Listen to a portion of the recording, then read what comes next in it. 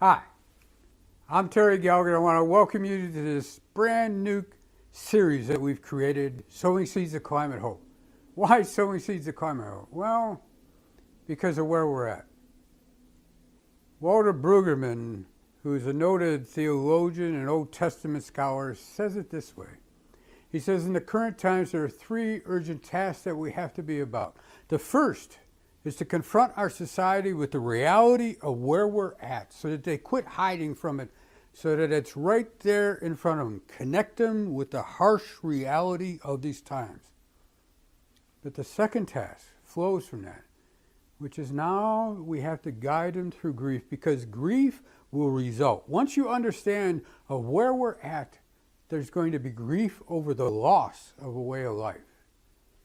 But the third task, absolutely, you have to have the third task, which is then to connect them to hope. Don't leave them in despair, connect them to hope. And that's what this series is all about, connecting us to the climate hope and sowing those seeds throughout our society. So let's begin. Where are we at? There's an Old Testament story about Job. In the book of Job, everything is taken away from him. He was a rich man, he was a wealthy man, he had great families, and everything was lost. And in this scene, he's sitting on top of a trash pile. They call it an ash heap. And he's scraping the sowers with a broken piece of pot, a pot shard. And his wife comes out and confronts him.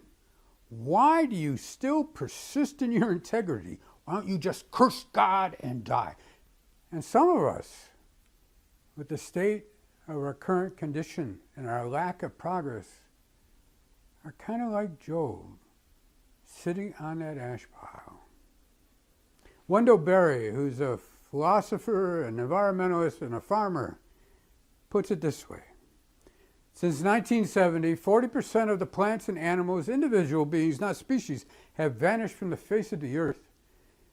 It's our generation that is witnessing the end of the era.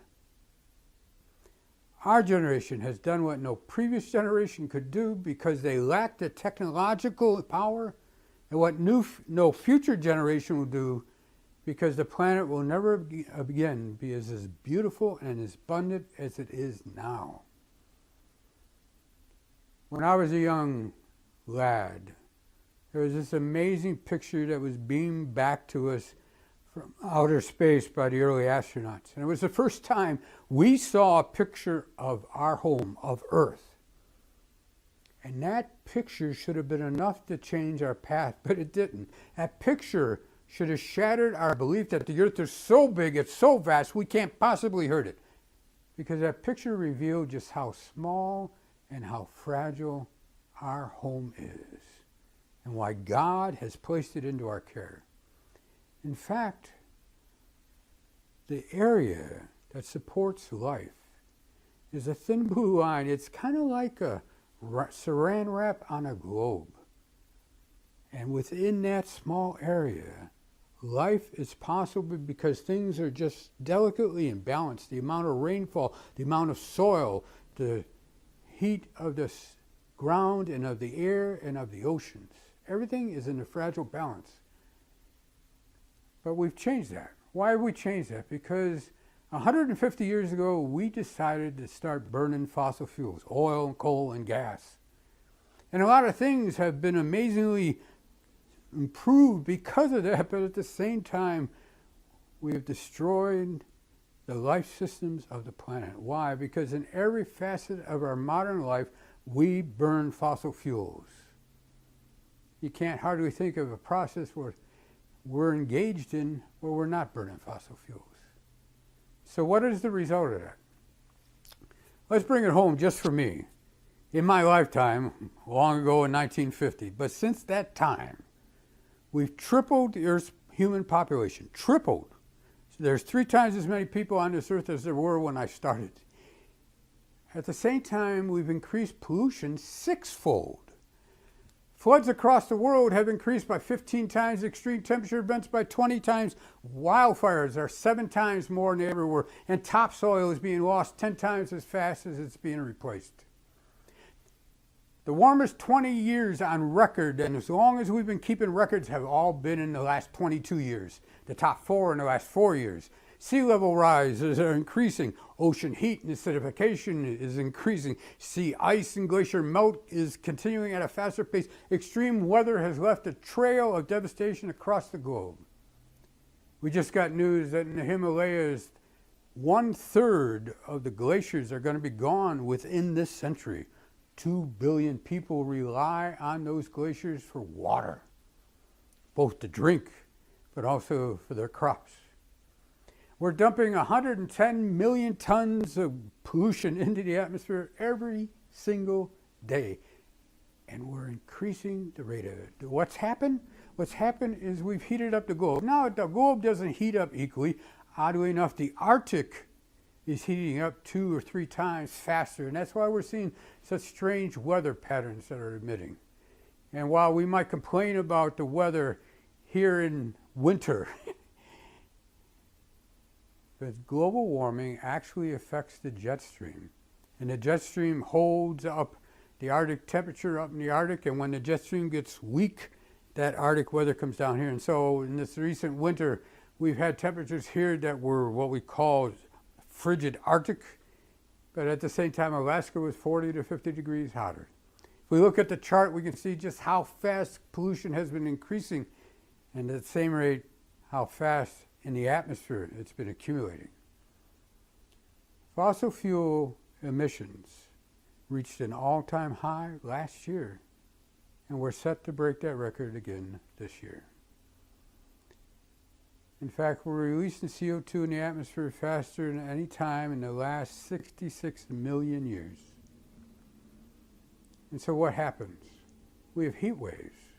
We have heat waves that are so strong that birds fall out of the sky from the heat. In fact, right now in Australia has a heat wave where the bats are frying their brains and falling dead out of the sky. We're melting roads. As an engineer, I can tell you we did not design these systems for the temperatures that we're exposing them to right now. That affects water supply. Because as you heat up the air can absorb more water, and that causes deep droughts. And then when the water is loose, it causes floods. The oceans have been absorbing most of the heat.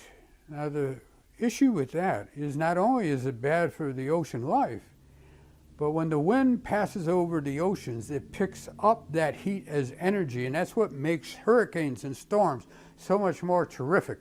And so we've seen storms that hit our coastlines and storms that dump floods where the amount of rainfall is measured in feet in a day rather than inches.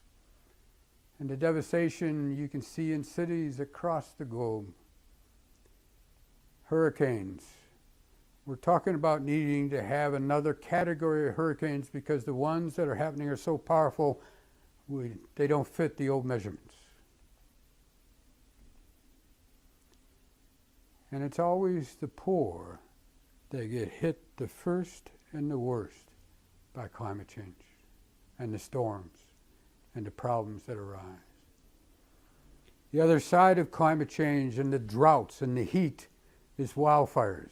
As we said before, wildfires have increased dramatically over the last 3 decades. And you can see the utter destruction it's causing to cities around the world, but in our own western United States. That same phenomenon that causes floods by the wind absorbing the water into the atmosphere and then dumping it down also causes the droughts to be much worse. So this global change makes the wet places wetter and the dry places even drier. And what happens is when you have severe droughts is then you have severe starvation because crops fail and animals that we're raising for food fail.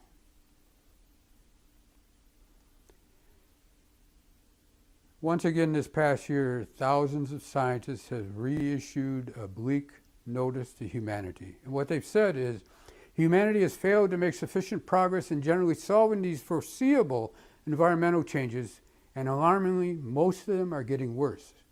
Not even stopping or increasing, but we're making them worse. When we think about all the talk about the migration crisis in Europe and then also over our southern border, it's now being driven more and more by the fact that people can no longer live where they have once lived. 5 billion people will be at risk of water shortage in the next couple of decades. 5 billion people. Where will they have to move to find home? If your kids and your grandkids were starving, wouldn't you move? Wouldn't you move heaven and earth to find a place that was hospitable to life? That's the crisis we're in. Directly, the pollution that we're putting out kills between 6 and 8 million people a year. The mortality from air pollution is extremely expensive. It causes lung problems and heart problems. We're also exposing some new phenomena. Up in the Arctic area, we're melting the tundra. And the frozen tundra holds in place millions and millions and millions of tons of decaying vegetation. And under that vegetation is carbon dioxide and methane. And when that releases, then we dramatically increase the rate at which we're raising the temperatures of the earth. And we're melting glaciers right now. Greenland, which is a huge glacier, the rate at which it's melting has been increasing for the last couple of decades, and now has our scientists alarmed. When the Greenland glacier totally melts, it alone will raise sea levels by 20 feet. Antarctica is starting to melt. In fact, there have been warnings that we might be crossing the line at which it'll be a runaway. And Antarctica could raise sea levels by 200 feet. There are cities on coastlines around the globe that are in danger of being below water in the next few decades, certainly by 2100. Leading the list in terms of economic value is Miami. That's bad. I just gave you a real short hit with the reality of where we're at. Many people who I give this to, and I usually take a couple hours to do this presentation, the immediate response is you want to go back to bed, pull the covers over your head because it's just so overwhelming. It's just so overwhelming. And we want to grieve at the losses, the loss of human life and the cost that's happening right now, but also the loss of a way of life. There are people who will tell you that we just have to do a little bit and things will be better. And that's not the truth. The truth is, the only way to create a future that's livable for my kids and your kids and my grandkids and your grandkids is to end the era of fossil fuels. To end the era, to quit burning fossil fuels. That must cease to be. And when something ceases to be, there is grief. There is loss. And so, there's a number of phases we go through when we're dealing with grief. And oftentimes, the first stage is shock. And so you shouldn't be surprised that there are people, particularly in the wealthy countries, that are in shock over this. They're in denial over this. They're in anger over this. None of us purposely burned fossil fuels so that we could destroy the future for our kids. None of us did that. Although we've been willfully ignorant. Because we've known about this problem my whole lifetime. In the 1950s, they established an outpost on Hawaii that measured the CO2 in the atmosphere every single day, and every year it goes up. Every year it goes up even further and increases the rate at which it goes up. The first president that warned us that we had to do something different was Lyndon Baines Johnson. In the 1980s, climate scientists testified before Congress that not only is it a theory, we can actually measure it happening right now. So we've known about this, and so we've denied it. Now, Part of that denial has been aided and abetted by the fossil fuel companies, who are making more money than any company has ever made in the history of money off the destruction of the globe.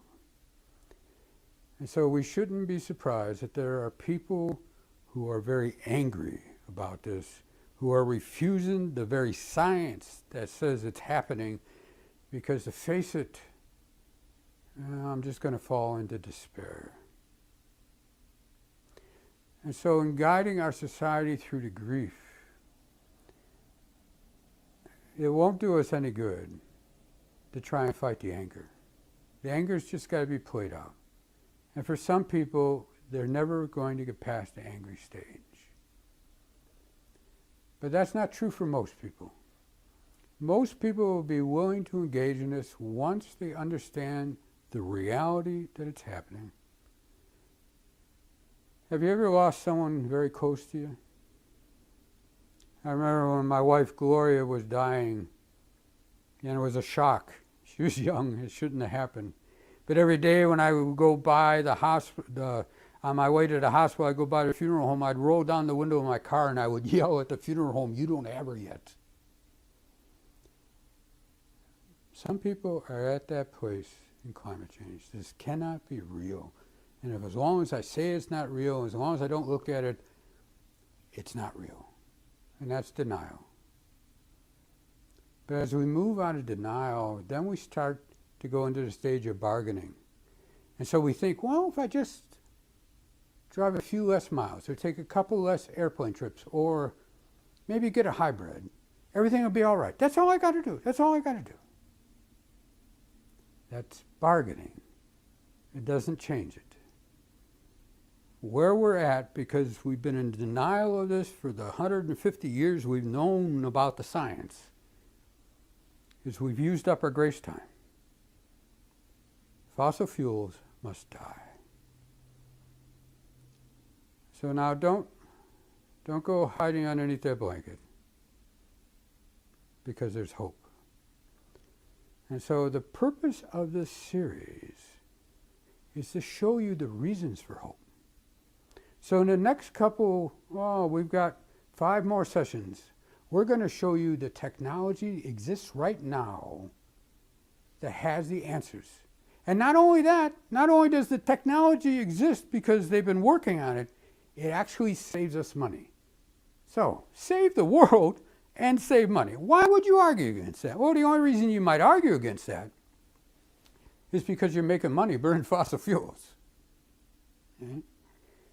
So in the next 5 sessions, we're going to show you the reality of the technology that exists right now, just a cross-section of it, because we're only going to take 5 sessions. We're also going to show you some practices that you can do right now in your life that makes a difference. And then we're going to connect you with what's going on in the world in terms of the politics and of the young people's movement and of the court cases that are happening to end the era of fossil fuels and make the future livable for my kids and your kids, my grandkids and your grandkids. This is possible. We can do it. Absolutely. Walter Brueggemann, going back to him, says, "Voice grief is an alternative to violence. Such grief, moreover, turns loss to energy for newness. There is no shortcut. We have to allow people to grieve, and then we have to guide them into hope." Walter also says, "In the midst of near despair, the prophetic task is to articulate hope, the prospect of fresh historical possibility assured by God's good governance of the future." I'm a Christian pastor, I'm a Christian theologian, and I absolutely believe that God's Spirit is alive and at work in this world, calling us forth to save His good creation. But it's not just us pastors. There's a marvelous writer, Rebecca Solnit, in her storybook, The Faraway Nearby. She says, "We think we tell stories, but stories often tell us to love or to hate, to see or be blind. Often, too often, stories saddle us. They ride us, whip us onward, tell us what to do, and we do it without questioning. The task of learning to be free requires learning to hear them, to pause and hear silence, to name them, and then to become the storyteller. To guide our society to hope, to connect them from grief to hope.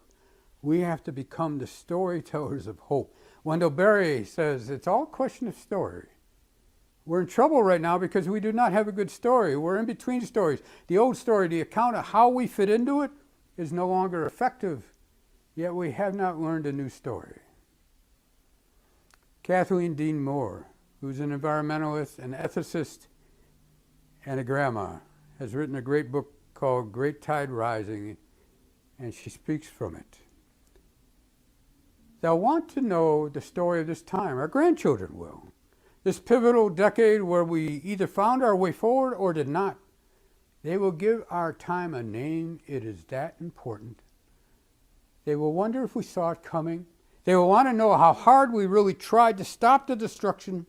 They will want an accounting. They will want a book filled with the prayers people prayed. They will want jars filled with the last of things. The point is, we're the ones who will create a story of our time. What will it be? Remember that picture of Earth rising? Can we change our story from consuming the earth to sustaining the earth, to taking care of God's good creation? There's a book that I had to read when I was in high school. I don't know if you had to read it. It's called Tale of Two Cities by Charles Dickens, and he says it's the best of times, it was the worst of times, it was the age of wisdom, it was the age of foolishness. That kind of describes right now. It's the worst of times because of the destruction and the path that we're on. But it's the best of times because there is hope. We have the answers. There are people that are arising that have the answers. I talked about climate scientists, but there's also social scientists who bring us a good word. And they tell us that when a movement gets to around 10% to 13% of the population, it goes over the cliff, and it's like a tidal wave sweeping over everything. We're that close right now to having people urgently looking to solve the climate crisis by eliminating fossil fuels. How much time do we have to act? According to the Intergovernmental Panel on Climate Change, we are less than 12 years away from not being able to undo our mistakes. We've got the next decade to solve this. What can we do? Catherine Hayhoe, who's one of our leading climate scientists and also evangelical Christian, says the most important thing you can do to fight climate change is to talk about it. That's the purpose of this series. So we want to invite you to become a sower of climate hope. But before you can become a sower of seeds, you must first believe in the power of seeds. Matthew's Gospel has it, 13th chapter. Listen, a sower went out to sow, and as he sowed, some of the seeds fell on path, and the birds came and ate them up. Other seeds fell on rocky ground where they did not have much soil, and they sprang up quickly, since they had no depth of soil. But when the sun rose, they were scorched, and since they had no root, they withered away. Other seeds fell among thorns, and the thorns grew up and choked them. Other seeds fell on good soil and brought forth grain, some 100-fold, some 60, some 30. Let anyone with ears listen. If you believe in the seeds of climate hope, then you know by talking about it, we can reap a bounty and we can save creation. So what's up next is the discussion time. So you can use the handout that we prepared for this. There's a different one for each one of the sessions. But make sure you take time to listen to each other, to discuss all the elements of this and going forward. In the next few episodes, we're going to bring you the best of our series, Come and See, which will show you the hope that exists right now from the technology and from our understandings of how we can end this. I hope you find that this journey of these 6 sessions will help you become a sower of hope. Our God is calling us forth, and our kids are counting on us.